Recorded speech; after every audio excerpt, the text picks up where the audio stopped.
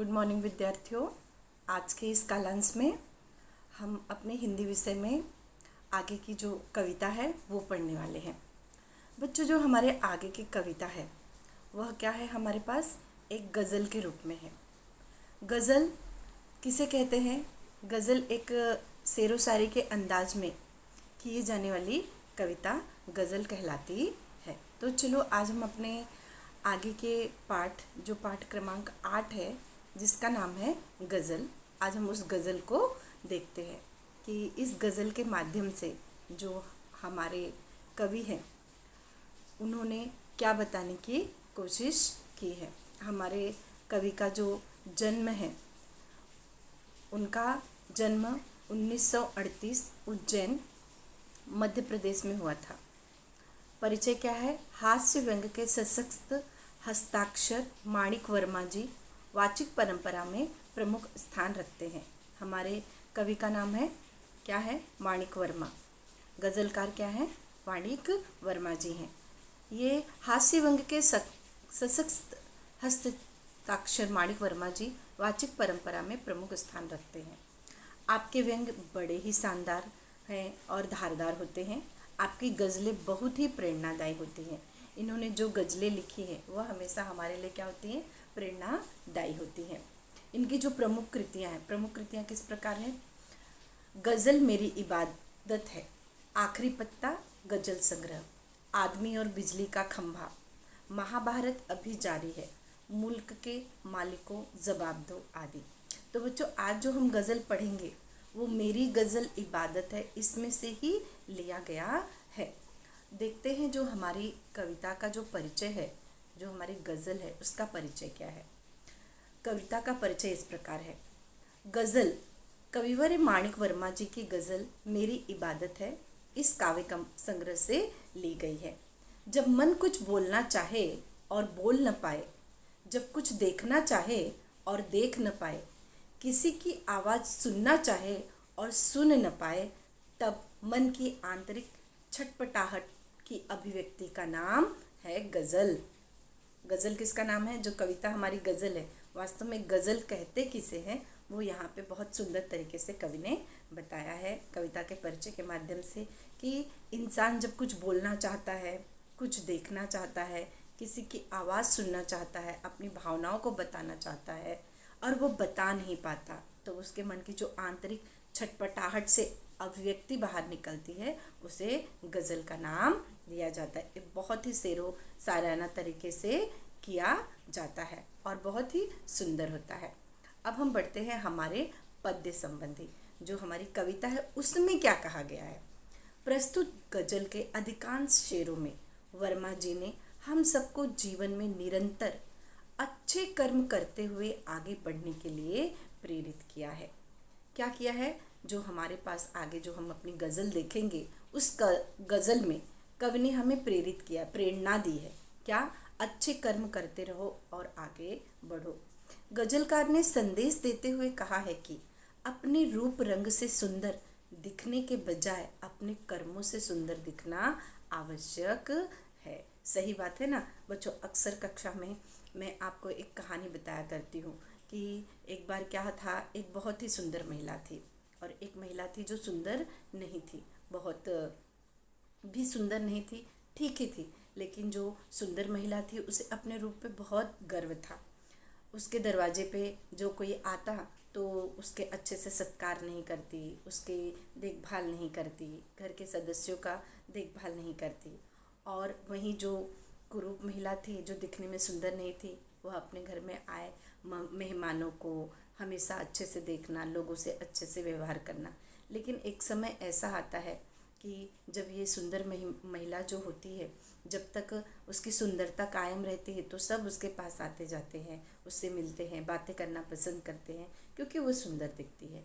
लेकिन जब धीरे धीरे उम्र ढलती जाती है, यह महिला बूढ़ी होती जाती है, तो सुंदरता हमेशा कायम नहीं रहती। तो क्या होता है, धीरे धीरे वह महिला के जो रूप रंग है वह कम होता चला जाता है।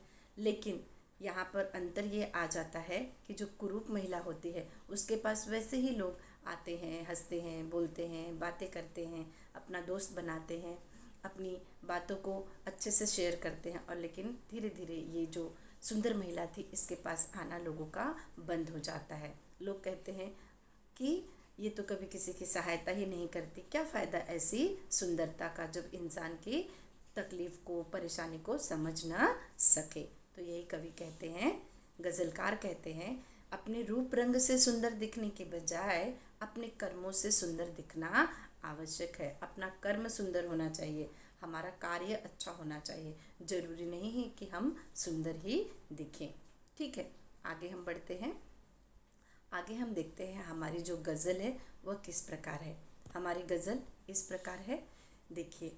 आपसे किसने कहा स्वर्णिम शिखर बनकर दिखो, शौक दिखने का है तो फिर नींव के अंदर दिखो। चल पड़ी तो गर्द बनकर आसमानों पर लिखो, और अगर बैठो कहीं तो मील का पत्थर दिखो, और अगर बैठो कहीं तो मील का पत्थर दिखो। ठीक है बच्चों, दो इस प्रकार है। आगे का गज़ल हमारा किस प्रकार है, वो इस प्रकार है। सिर्फ देखने के लिए दिखना कोई दिखना नहीं है, आदमी हो तुम अगर तो आदमी बनकर दिखो। सिर्फ देखने के लिए दिखना कोई दिखना नहीं है, आदमी हो तो तुम आदमी बनकर दिखो। जिंदगी की शक्ल जिसमें टूट कर बिखरे नहीं, जिंदगी की शक्ल जिसमें टूट कर बिखरे नहीं, पत्थरों के शहर में वो आईना बनकर दिखो। आगे की गज़ल, ये 4 गज़ल हो गए बच्चे। हमारे आगे की गज़ल, आपको महसूस होगी तब हर एक दिल की जलन, आपको महसूस होगी तब हर एक दिल की जलन, जब किसी धागे सा जलकर मोम के भीतर दिखो। एक जुगनू ने कहा, एक जुगनू ने कहा मैं भी तुम्हारे साथ हूँ, वक्त की इस धुंध में तुम रोशनी बनकर दिखो। आगे की हमारी गज़ल की पंक्तियाँ, एक मर्यादा बनी है, एक मर्यादा बनी है हम सभी के वास्ते, गर तुम्हें बनना है, गर तुम्हें बनना है मोती सीप के अंदर दिखो। डर जाए फूल बनने से कोई नाजुक कली, डर जाए फूल बनने से कोई नाजुक कली, तुम न खिलते फूल पर तितली के टूटे पर दिखो। कोई ऐसी शक्ल तो मुझको दिखे इस भीड़ में, कोई ऐसी शक्ल तो मुझको दिखे इस भीड़ में, मैं जिसे देखूं उसी में तुम मुझे अक्सर दिखो, मैं जिसे देखूं उसी में तुम मुझे अक्सर दिखो, तुम मुझे अक्सर दिखो। तो बच्चों, इस प्रकार हमारे गज़ल की ये पंक्तियाँ थीं। बच्चों, इन पंक्तियों का बहुत ही सुंदर सुंदर अर्थ है, और ये अर्थ हमें कुछ न कुछ सिखा जाता है। तो चलो हम अपनी इन पंक्तियों का अर्थ विस्तार पूर्वक देखते हैं। बच्चों, इस गज़ल का अर्थ भी मैंने आपके लिए लिखा हुआ है, आप चाहे तो अपनी उत्तर आपकी जो पुस्तिका है उसमें आप लिख सकते हैं, क्योंकि परीक्षाओं में इसका अर्थ लिखने के लिए आता है। तो चलो हम पहले गज़ल की तरफ चलते हैं। तो बच्चों, ये जो गज़ल है हमारे पास 9 पंक्ति मतलब 9 परिच्छेद में करके हैं। तो आज हम आधा देखेंगे और आधा अगले कालांश में सीखेंगे। तो चलो हम अब पहले गज़ल की शुरुआत करते हैं। पहला गज़ल हमारा किस प्रकार है, हमारे पहले गज़ल की पंक्तियाँ इस प्रकार है।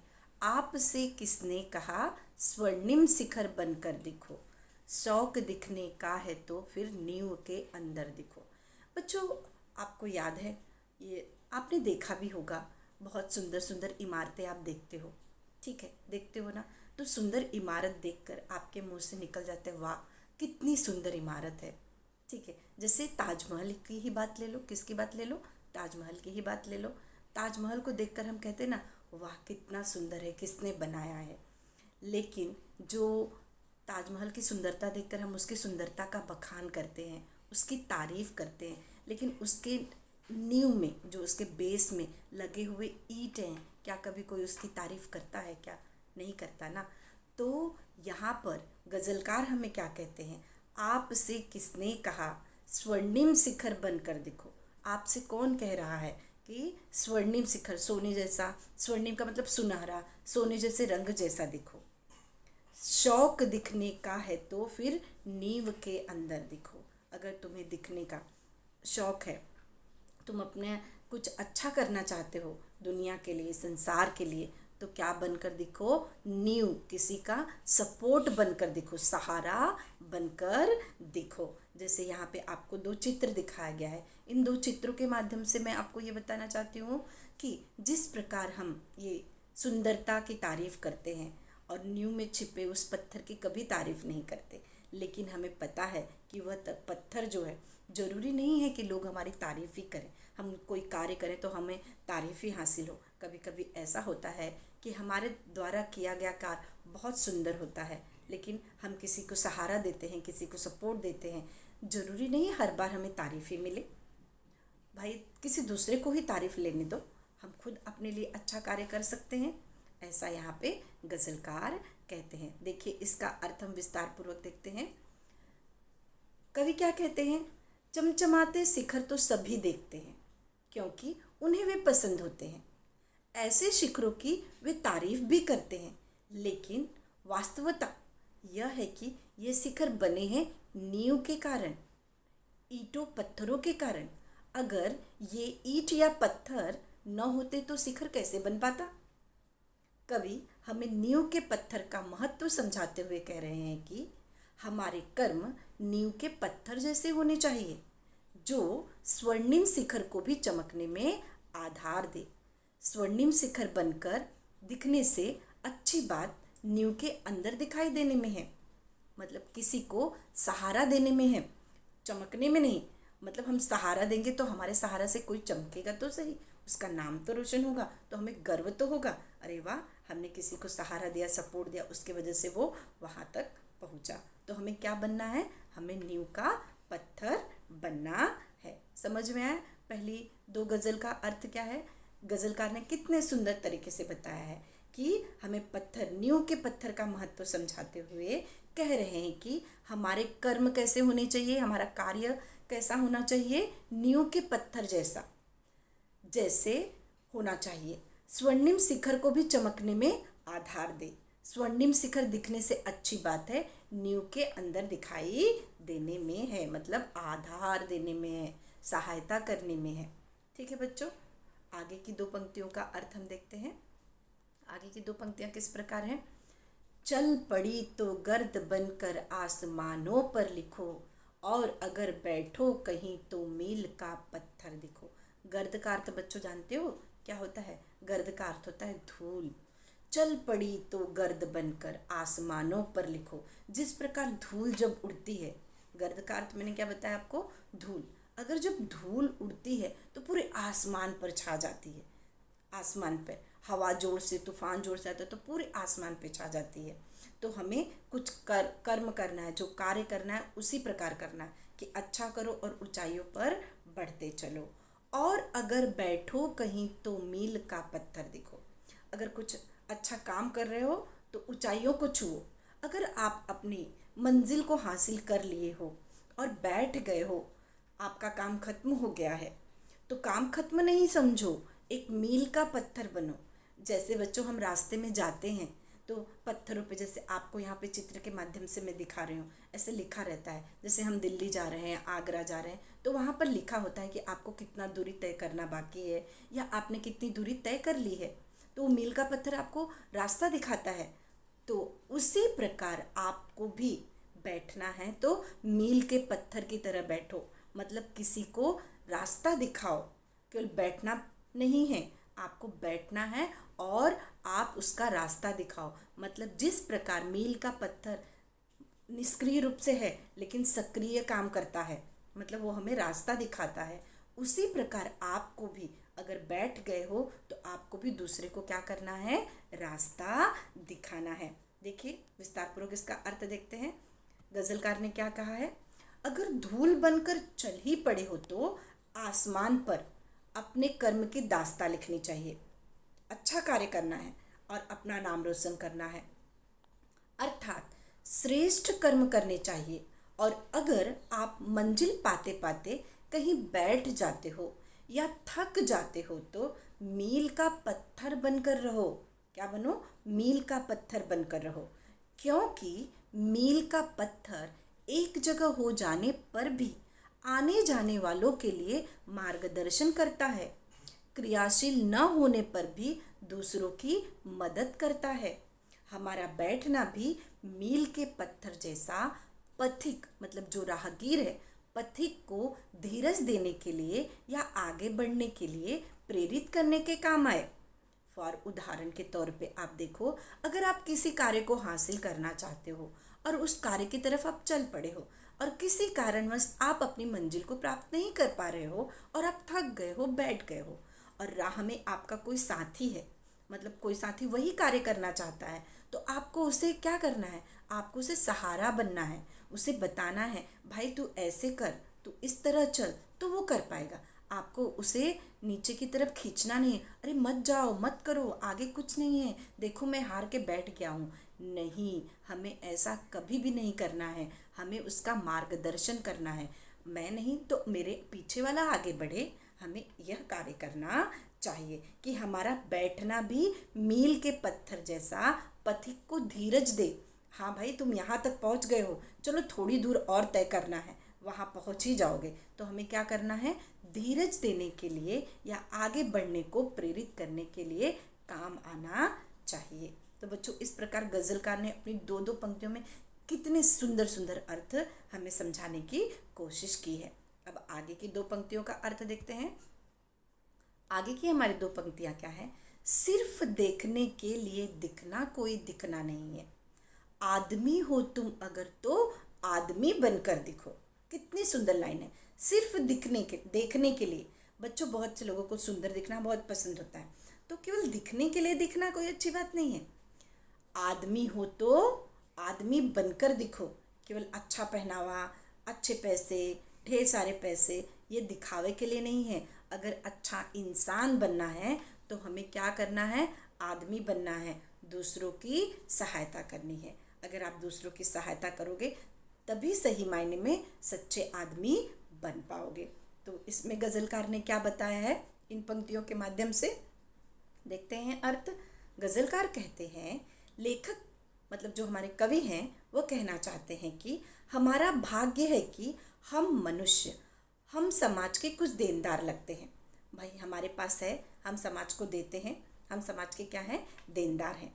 केवल अपने प्रति देखना यह अच्छी बात नहीं, केवल सजना संवरना, सुंदर दिखना ही हमारा काम नहीं है, बल्कि हमारा यह कर्तव्य है कि दूसरों को मदद करना, दूसरों के काम आना, इंसानियत के नाते दूसरों के काम आए।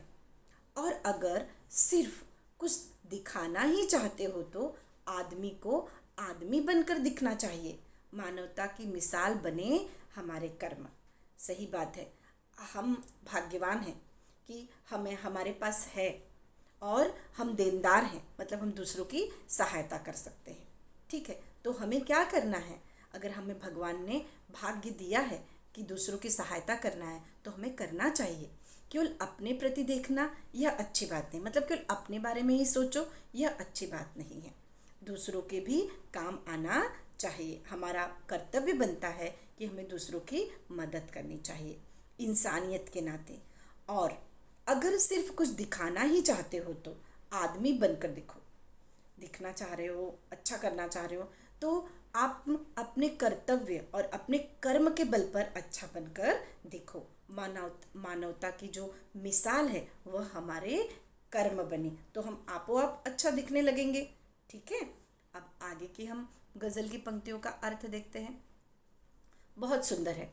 जिंदगी की शक्ल जिसमें टूट कर बिखरे नहीं, पत्थरों के शहर में वो आईना बनकर दिखो। जिंदगी की शक्ल जिसमें टूट कर बिखरे नहीं। बच्चों, हम कोई भी कार्य करते हैं, सभी कार्य आसान नहीं होता, कार्य मुश्किल ही होता है।